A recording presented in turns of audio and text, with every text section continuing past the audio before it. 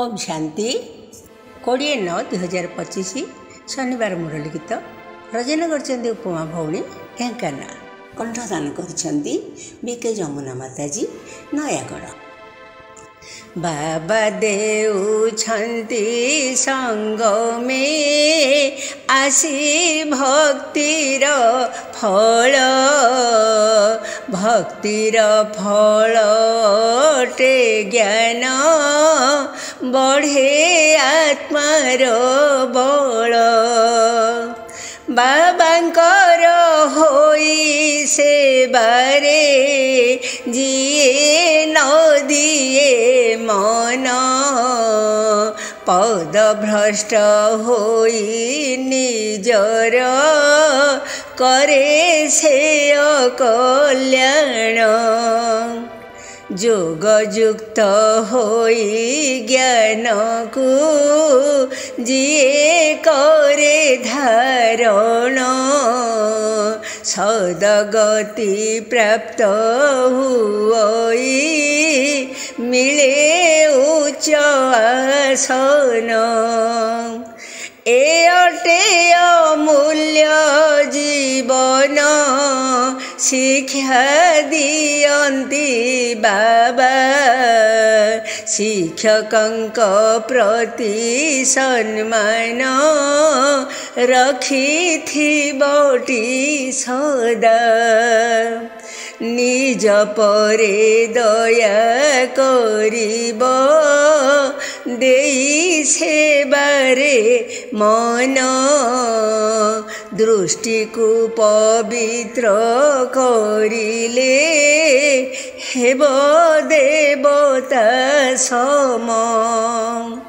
आत्मिक स्थितिर अभ्यास जिए सदा करिब प्रतिकूल परिस्थिति रे आत्मा सशक्त थिब।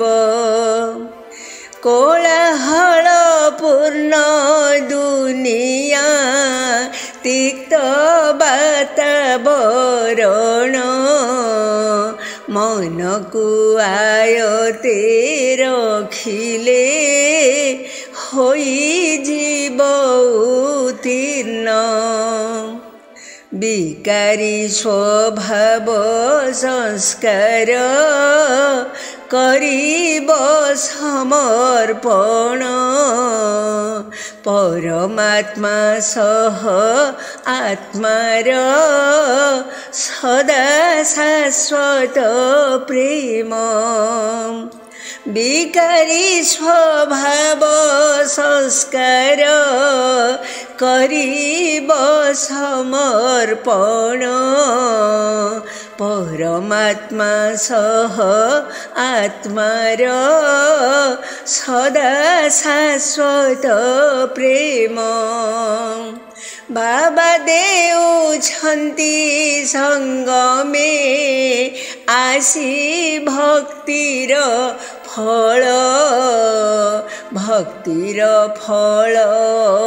टे ज्ञान बढ़े आत्मार बल।